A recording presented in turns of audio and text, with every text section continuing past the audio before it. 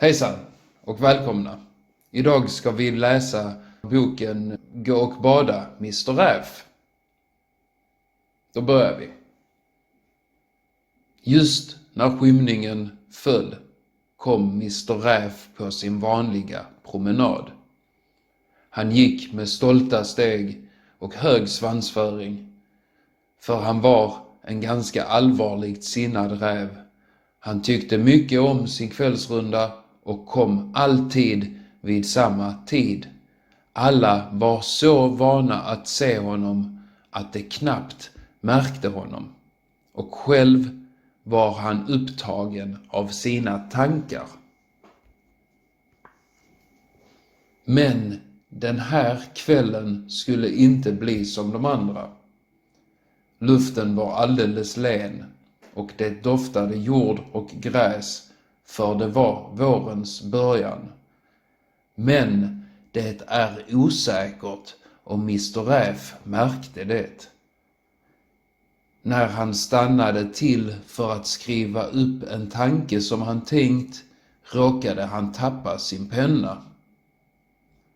När han böjde sig ner för att ta upp den fick han syn på något smått blått.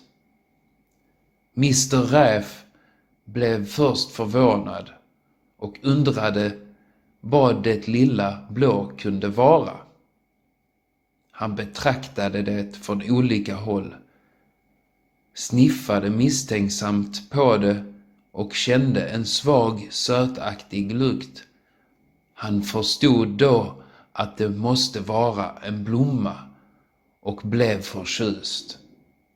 Han hade inte lagt märke till så mycket i skogen tidigare, särskilt inte blommor. Liten stilig sak det där, sa han för sig själv.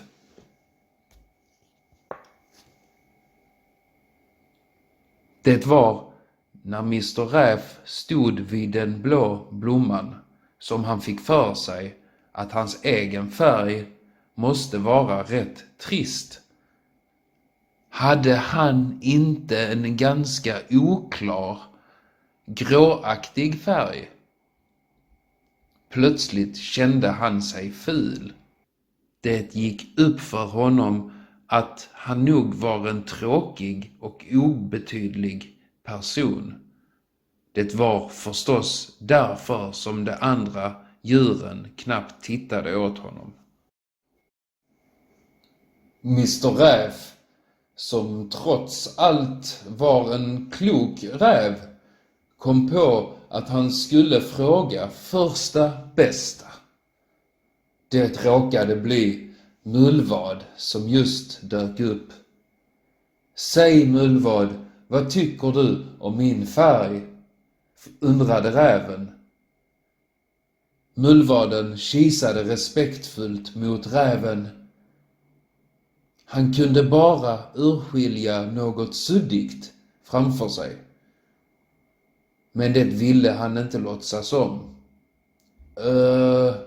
Kära Mr. Räv, det är en elegant grå färg ni har, mumlade mullvaden och försvann i ett moln av sand. Mullvadens ord gjorde Mr. Räv bedrövad. Han satte sig vid sjön och speglade sig i dess mörka vatten. Han såg sig själv. En mager räv med lakritssvart nos och en ganska lång svans med vit tipp. Men någon färg kunde han inte upptäcka, hur han än stirrade ner i det grumliga vattnet. Mullvaden har rätt, tänkte han. Jag är en färglös typ. Mr. Räv, som var en handlingskraftig räv, bestämde sig för att byta färg. Därför dök han ner i första bästa kärr och rullade sig många varv i gyttjan. Det var blött och kallt, men när han tänkte på vilken nytta det skulle göra kändes det bara härligt. Det var ett riktigt skönhetsbad. Han skulle bli en ny räv.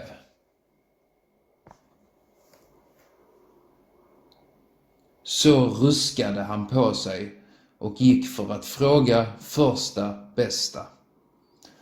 Det råkade bli Skata som just flög förbi. Säg Skata, vad tycker du om min färg? Ropade räven.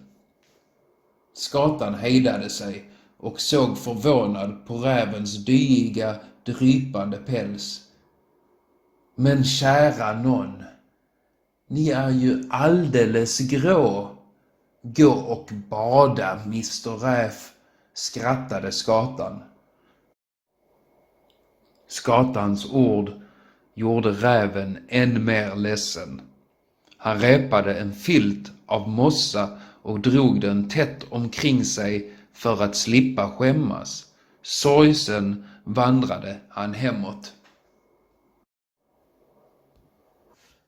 Den natten drömde han att han var sämst i skogen.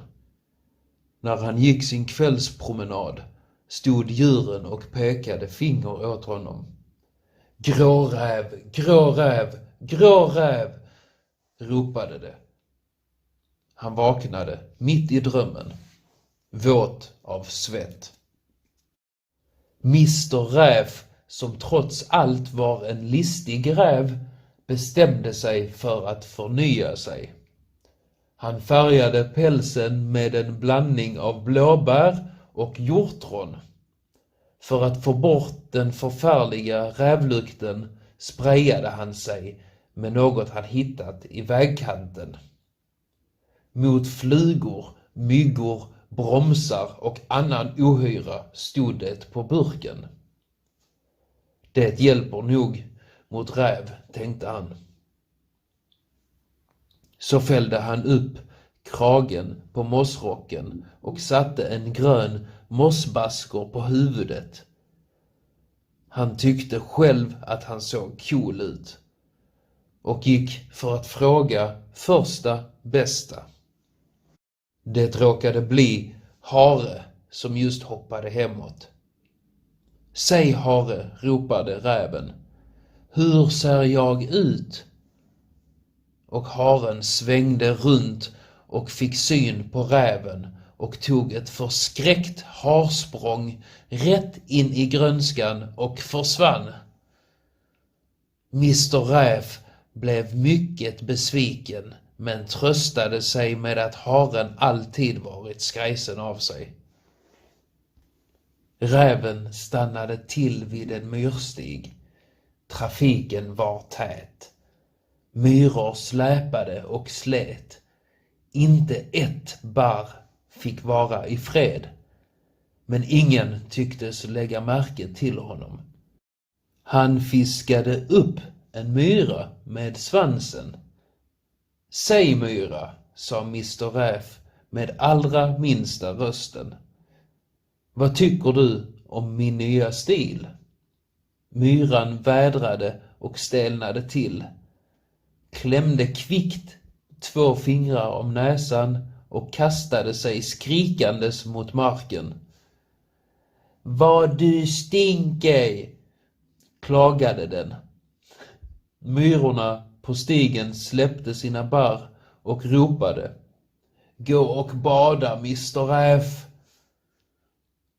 Han suckade och sjönk ihop. Plötsligt kom Hackspett och började picka på honom. Mosspälsen gick sönder och föll av. Snälla Hackspett, sa räven, sluta hacka på mig. Åh, förlåt, Mr. Räv, sa Hackspetten häpet. Jag trodde du var en gammal stubbe. Mr. Räv tog av sig baskorn och lommade besviken hemåt. Den nya färgen rann bort i det fina vårregnet, men han märkte det knappt. I kanten av skogen skymtade han några barn. Han hörde dem ropa. Titta, där kommer en räv.